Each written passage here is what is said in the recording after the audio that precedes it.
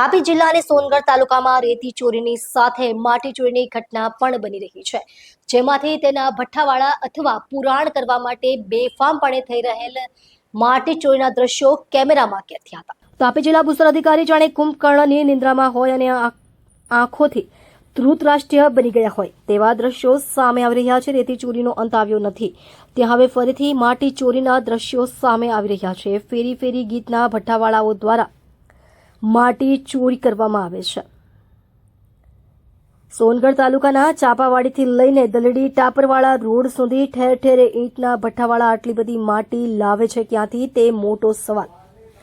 જેમાં આજ રોજ ચાપાવાડી ગામ મેઇન રોડની બાજુમાં ખાલી થઈ રહેલ માટીના લાઈવ દ્રશ્યો કેમેરામાં કેદ થયા હતા અને કઈ રીતે માટી ચોરી માટે ડુંગરો ખોદાઈ રહ્યા છે, કુદરતી સંપત્તિનો નાશ કરવામાં આવી રહ્યો છે, તેના પણ દ્રશ્યો કેમેરામાં કેદ થયા છે। ગોવિંદભાઈ કાતરિયાભાઈ કે જેઓ એકલવાયુ જીવન જીવે છે, એમના સરકારી આવાસની બાજુમાં માટી ચોરી કરી 8 થી 10 ફૂટ ઊંડો ખાડો બનાવી દેવામાં આવ્યો છે અને આ માટી નજીકમાં ચાલી રહેલા કોમર્શિયલ બાંધકામમાં આપવામાં આવી છે। હવે જો ચોમાસામાં આ ગરીબ વૃદ્ધનું ઘર પડી ગયું અને કોઈ જાનહાનિ થઈ તો એની જવાબદારી સરપંચ લેશે ખરા? આ અંગે સરપંચને પૂછવામાં આવતા એમણે કહ્યું કે મને તો કોઈ જાણ જ નથી, મને કોઈ ઈંટના ભઠ્ઠાવાળાએ મારી પાસે પરવાનગી લીધી નથી, આટલી બધી માટી એ લોકો ક્યાંથી લાવે છે એ પણ મને ખબર નથી। ત્યારે સરપંચ તો ભલે અજાણ હોય, પણ તાલુકાના સર્કલ ઓફિસરે તો આ અંગે માહિતી મેળવી કાર્યવાહી કરવી જોઈએ।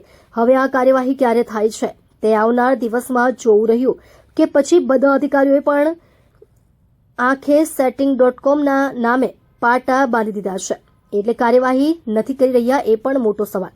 જેમના રાજ્યમાં બેફામ ખનીજ ચોરી થઈ રહી છે તેવા ભૂસ્તર અધિકારીની તાપી જિલ્લામાંથી બદલી કેમ કરવામાં નથી આવી રહી તે પણ એક મોટો સવાલ અહીં પ્રજાના મનમાં ઉઠી રહ્યો છે।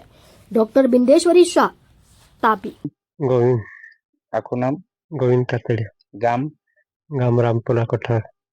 શું બનાવ બન્યા? માટી પુરાણ માટે લઈ ગયા છે ને ક્યાં નાખી છે માટી? જલસામાં। અને એના કોઈ પૈસા તમને ચૂકવણું થયું છે? કોઈ નહીં। કોણ લઈ ગયા પૈસા? પૈસા વાળા પિતા અહીંથી ખેતર કર્યા કરે છે। આ ખોદાઈ ગયું એનાથી તમને શું નુકસાન થાય? ગેરખાતી જાય તો આ ઘર તમારું પોતાનું છે અત્યારે? સરકારે આપેલું તે હવે તૂટી જાય તો તમે બીજું તરત બનાવી શકશો ખરા?